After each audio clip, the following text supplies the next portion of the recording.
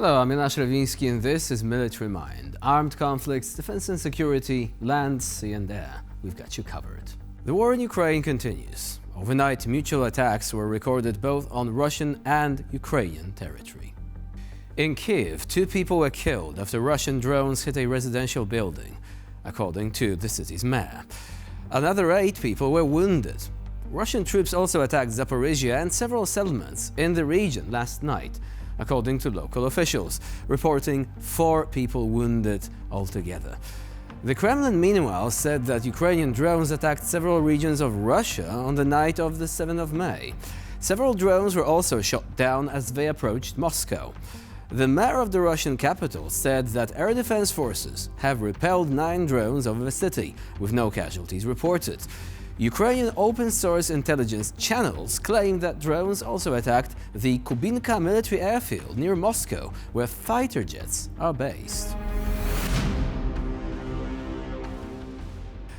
Today, international attention is focused on 2 nuclear powers that are once again on the brink of open conflict.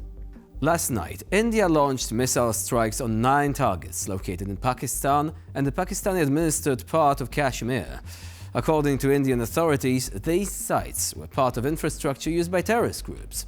The operation was carried out in response to the terrorist attack in Pahalgam on the 22nd of April, which left 26 people dead. India blamed the attack on groups allegedly linked to Pakistan. Indian officials said that the strikes were precise and targeted only terrorist infrastructure, without hitting any civilian or military facilities in Pakistan.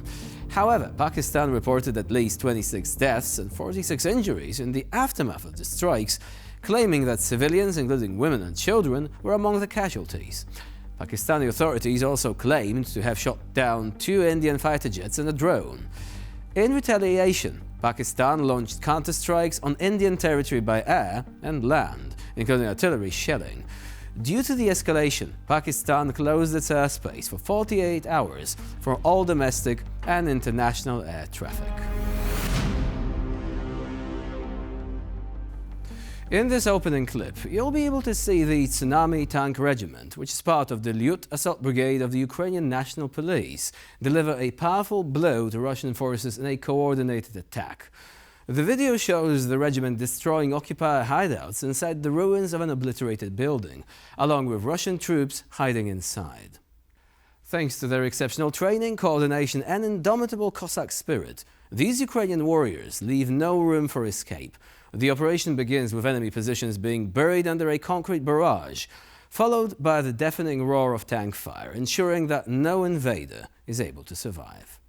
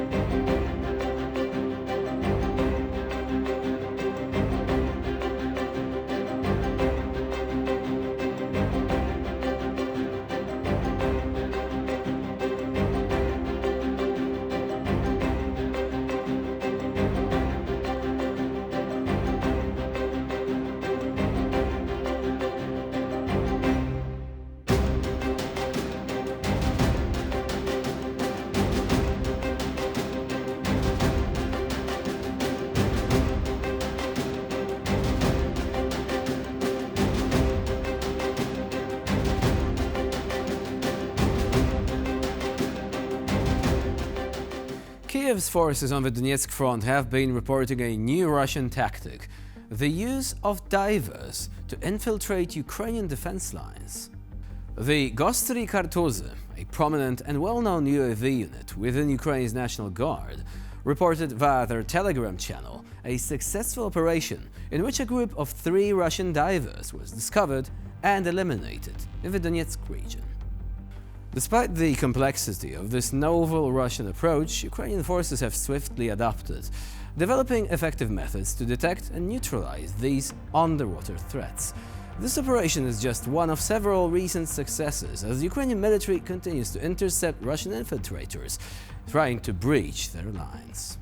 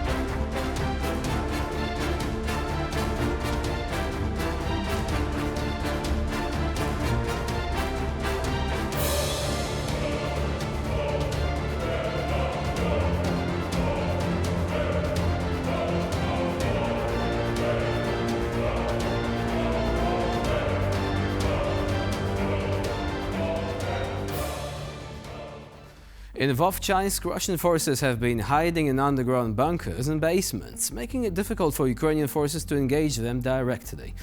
In response, Kyiv's troops have developed an innovative tactic. They fly drones over enemy positions and drop explosives directly into the heart of these fortified areas. This video showcases one such operation, where explosives are delivered to the Russians' doorsteps, striking directly at their concealed positions.